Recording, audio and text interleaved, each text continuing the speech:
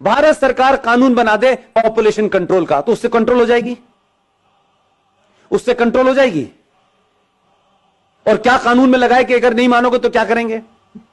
क्योंकि आपको बीमारी है, हिंदुओं को बीमारी है, हमें नौकरी चाहिए, वो भी सरकारी। उन्हें नौकरी नहीं चाहिए, आपकी नहीं चाहिए, उनको नौकरी नहीं चाहिए, आपकी सब्सिडी। क्या करेंगे आप? क्या कॉलम लगाएंगे इसमें कि पॉपुलेशन कंट्रोल के लिए 2 बच्चे होने चाहिए, जो इसका उल्लंघन करेगा वो उसके साथ क्या करेंगे आप? बता दीजिए। कोई है आपके पास चार्टर इस बात का? लेकिन पूरा देश इसमें नहीं नहीं, पॉपुलेशन हमारे कंट्रोल पे लॉ बनना। अरे लॉ बन जाएगा, लेकिन लागू कैसे होगा? मैं पूछ रहा हूं, जो उल्लंघन करेगा क्या करेंगे? मार देंगे बच्चे को? उनके यहां तो अल्लाह की देन है। आप क्या करेंगे? बताएं, कोई सलूशन हो सरकार को बताएं। और ऐसे ऐसे शेख चिल्ली टाइप की बात करेंगे। नहीं साहब, उनका जो है मताधिकार कैंसिल कर देना चाहिए। यह हिम्मत है? जो काम आप लीगल कर रहे हैं उसको तो पुचकार पुचकार के करना पड़ रहा है आपको। जो संविधान में लिखा है उसको मजबूरियों में, ठोड़ियों में हाथ डाल के करना पड़ रहा है, इतनी पावरफुल सरकार होने के बावजूद भी। आप उनके मददगार ले लेंगे और पूरी दुनिया चुपचाप बैठी रहेगी। लेने की हिम्मत है? इसके अलावा उनका कोई मतलब नहीं है। उन्हें इसी काम के लिए तो बच्चे पैदा कर रहे हैं वो, और किस काम के लिए कर रहे हैं? बाकी दुनिया तो उनकी चली रही है। कितने लोग उसमें से सीईओ बनने के लिए जा रहे हैं? उनका तो पढ़ा लिखा इंजीनियर और डॉक्टर जो है केरला और मध्य प्रदेश, महाराष्ट्र से आईएएस में भर्ती होने जा रहा है। आज के कंप्यूटर युग में वो ये काम कर रहा है। लेकिन आप अपने बच्चे से कहेंगे इधर झगड़ा हो रहा है बेटा, इधर से मत जाना, तुम आपकी से इधर से जाना। उधर झगड़ा होने लगा तो आप कहेंगे इधर। इतने रास्ते आपने कर दिए कि अपने बेटे को, अपने बच्चे को लड़ना नहीं सिखाया कि ये चैलेंज है, तुम्हें लड़ना पड़ेगा। आज नहीं कल, कल नहीं परसों, 10 साल बाद, 50 साल बाद हम उसे बचाते रहे। जब सामने वो आया तो उस बेचारे ने एक्सेप्ट कर लिया कि यार मैं लड़ तो सकता नहीं। तो क्या फर्क पड़ता है यार, अगर मैं अपना नाम राम प्रसाद से गुलाम नबी रख लूं तो क्या फर्क पड़ता है? तब वो ये कह देता है। तब आपको लगता है अरे ऐसा कैसे हो गया? इसलिए लवजहाद का भी शिकार आप हैं, क्योंकि आपको फुर्सत नहीं। मैंने बताया कि ना, माताजी गई हैं कीर्तन सुनने, पिताजी पैसे कमाने गए, घर में कोई भाई नहीं है। वो लड़की जो आपके घर में है भाई, उसके भी मन में बदलते हुए समाज की चीजें हो रही होंगी कि नहीं? वो भी किसी से बात करेगी कि नहीं? उसके बरखिलाफ दूसरे समाज में वो बीमारी वहां क्यों नहीं हो रही और आप क्या क्यों हो रही है? क्योंकि आप तो ज्यादा पढ़े लिखे हैं, आप तो बहुत मॉडर्न हैं, उसके बाद ये बीमारी आपकी हो रही है। और इतनी हो रही है कि अब आप चिंतित हैं। आपने अपने कारणों से ऐसे संकट पैदा किए हैं। आपका बस चले तो ये भी कहें कि अब इस पे भी कानून है। कानून के पीछे पड़ गए। कानून को कौन मानता है? कानून तो रेप का भी है, कानून तो दहेज का भी है। कुछ रोक रहा है? जब समाज में एक बड़ी आबादी भीड़ तंत्र में तब्दील हो गई हो, जो सुप्रीम कोर्ट को डराती हो, जो संसद को डराने में सक्षम हो, तब कानून कुछ नहीं करता है, तब समाज को करना चाहिए। भारतीय जनता पार्टी का ठेका है क्या? आरएसएस का ठेका है सिर्फ कि वही सिटीजन अमेंडमेंट एक्ट पे निकलेगी? ये भारत के बाकी लोग जिनका आरएसएस से या बीजेपी से कोई संबंध नहीं है, वो क्या हाथ बांध के पीछे खड़े रहेंगे? फेसबुक पे बस बोलेंगे? वो खुद क्यों नहीं कुछ कर रहे? कोई रोक रहा है क्या आपको? अगर वो ऑर्गेनाइज कर रहे हैं तो उसमें भी आप जाके शामिल क्यों नहीं हो रहे? जो बीजेपी का है वो जाएगा क्योंकि वो कार्य करता है, उसको टिकट लेनी है, उसको कुछ बनना है, उसको कैरियर है, इसलिए वो जाएगा। लेकिन दूसरी तरफ क्या हो रहा है? अहले हदीस का भी आ गया है, बरेलवी का भी आ गया है, देवबंदी का भी आ गया है, सब बाहर आ गए। इस वक्त लड़ाई उनकी मुश्तरका है, इसलिए सब निकल के आ गए। लेकिन अभी भी आपकी लड़ाई है, समाजवादी वाला हिंदू क्यों जाएगा, वो क्यों नहीं जाएगा, ये नहीं जाएगा। वो एक ही पार्टी का काम है, एक पार्टी का काम नहीं है। ये citizen amendment bill Bharatiya Janata party का एजेंडा नहीं है। वो पॉलिटिक्स में है, उनकी पार्टी सत्ता में है, इसका मतलब नहीं सारा ठेका उन्हीं का है। मेरा और आपका जो उसका भारतीय जनता पार्टी से डायरेक्टली इनडायरेक्टली कोई संबंध नहीं है, लेकिन एक इस नागरिक के नाते,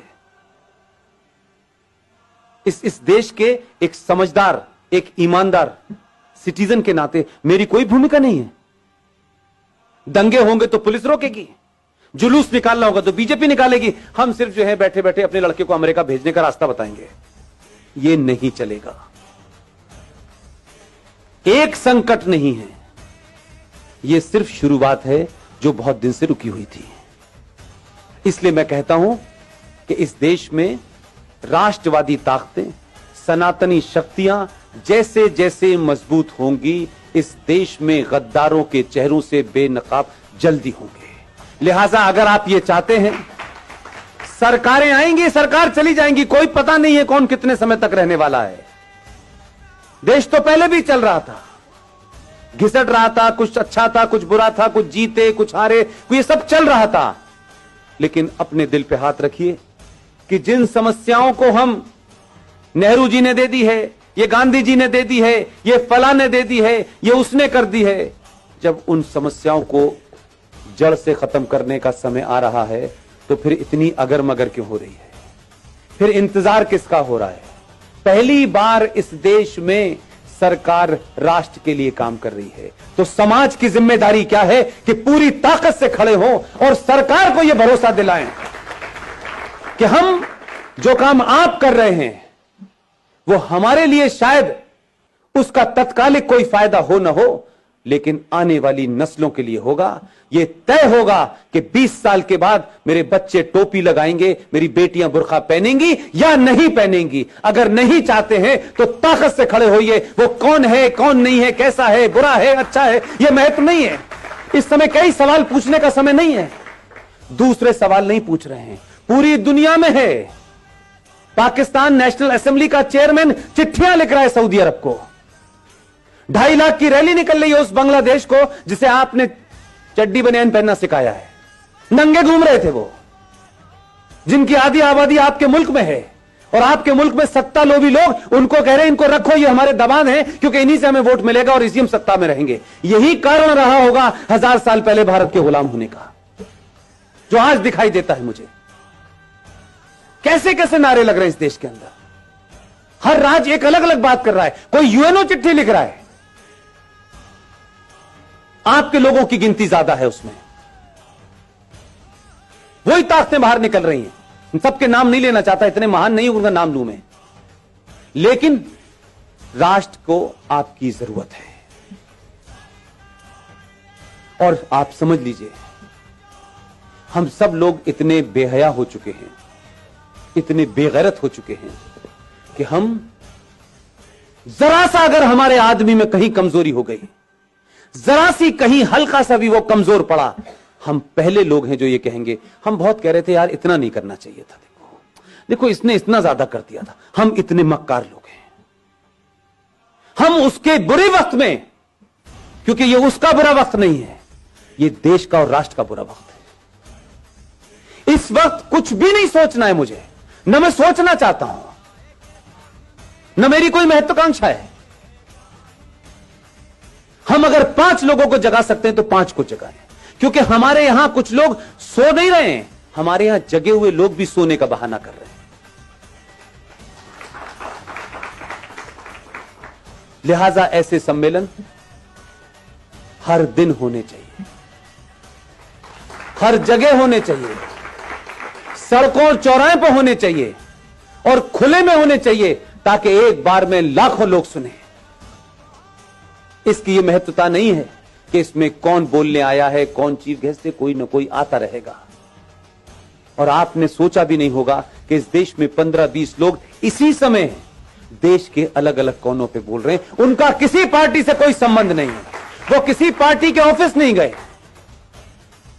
हमारा राष्ट्रवाद राज्यसभा की कुर्सी तक महफूज नहीं रहना चाहिए। अब हम राज्यसभा में आ गए तो हमारा राष्ट्रवाद पूरा हो गया, अब हमें सत्ता की मलाई खानी है। उससे पहले हम बहुत राष्ट्रवादी थे। मैंने कई लोगों को रातों रात बदलते देखा है पिछले 6 महीने में, माफ कीजिएगा। एकदम दुकान बंद हो गई है उनकी, अब वो पॉलिटिकली करेक्ट हो गए हैं। अब उन लोगों में बैठना है जिन्हें इंटेलेक्चुअल कहा जाता है। अब उन्हें हिंदुत्व की बात करना थोड़ा सा ऐसा लगता है, भाई देखो हमें ध्यान तो रखना चाहिए, इस देश में 35 करोड़ मुसलमान हैं, तो 6 महीने पहले क्यों बोल रहे थे? इसलिए आपके यहां ईमानदारी नहीं है। 15-20 लोगों में चाहे मेजर जनरल जीडी बख्शी हो, कर्नल RSN हो, सुशील पंडित हो, गौरव आर्या हो, ललित अंबरदार हो, इनमें से कोई एजेंडा है किसी का? रोज टेलीविजन पे आप देखते हैं, रोज कहीं ना कहीं भाषण चल रहा होता है उनका। किस लिए? क्या सिर्फ 90 करोड़ हिंदुओं में यही 10-15 लोग हैं? क्यों नहीं हर घर के अंदर 2-2 लोग पैदा हो रहे हैं? क्यों हम ये मानते हैं कि राष्ट्रवाद एक शाम में चाय पीने जैसा है, कोई थोड़ी देर के लिए राष्ट्रवाद भी बात कर लें? कुछ लोगों का राष्ट्रवाद 9 बजे रिपब्लिक टीवी देख के शुरू होता है और 11 बजे कहते हैं बस भारत माता की जय, सो जाओ। राष्ट्रवाद जीना होता है। अगर आपको अपने पे गर्व नहीं है, अपने इतिहास पे गर्व नहीं है, आपको बौनों जिन्होंने गुलाम बनाया है, अगर आप उनको महसूस कर रहे हैं, आप उनको मजबूरी में आपको झेलना पड़ रहा है, तो इसका मतलब यह है कि आपके अंदर कोई अपना स्वाभिमान नहीं है। जिसमें स्वाभिमान नहीं होता उसे राष्ट्र की कोई चिंता नहीं होती। उसको किसी भी हालत में रख दो, वो एडजस्ट कर लेगा, वो नाम बदल लेगा, वो धर्म बदल लेगा, वो लड़की की शादी करके एक नया रिश्ता बना देगा और नाम लगेगा, रख लेगा अपना शब्बीर कुमार। वो कुछ भी कर लेगा। अगर जागृत समाज होता तो उस दिन बोलना चाहिए था जिस दिन गुलशन कुमार की हत्या हुई थी। आप 3 चीजें रख रहा हूं रवि भाई, ध्यान दीजिएगा।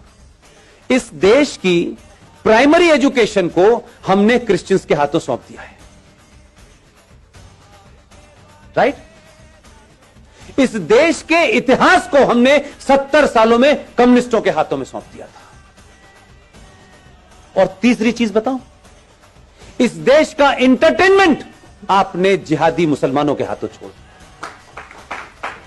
आपकी तीनों चीजें आपके पास नहीं है, इसलिए गुलशन कुमार की हत्या हुई, आप समझे ही नहीं कि उसका क्या मसला था। गुलशन कुमार की हत्या भारत की एंटरटेनमेंट इंडस्ट्री के अंदर भजन, कीर्तन और मंदिर को बाहर कर दिया उसने। और अब मौला रे मौला होता है, लड़की हिंदू घर की होती है, लड़का मुसलमान घर का होता है। हर फिल्म में बताया जाता है इस्लाम कितना अच्छा है, हर फिल्म में बताया जाता है कि मुसलमान कितना अच्छा होता है। आपकी नई जनरेशन इसी चक्कर में गफलत पे है। ना आपने खुद इतिहास लिखा है, ना प्राइमरी एजुकेशन आपके पास है, ना ही इंटरटेनमेंट का कोई नैरेटिव आपके पास है। इसलिए दिवाली पे सलमान की पिक्चर रिलीज होगी, ईद पे शाहरुख की होगी और क्रिसमस पे आमिर खान की होगी। आपकी फिल्म कहां बन रही है, कैसे बन रही है, पता नहीं। हम अपने आइकॉन नहीं ढूंढते। और कोई आदमी राष्ट्र के लिए बिना किसी लालच के कोई काम भी कर रहा होगा तो सबसे पहले हमें उसी के अंदर कुछ नुस्ख निकालना होता है। हम उसको कैसे मजबूत करें इसकी हमें चिंता नहीं होती। हम एहसान करते हैं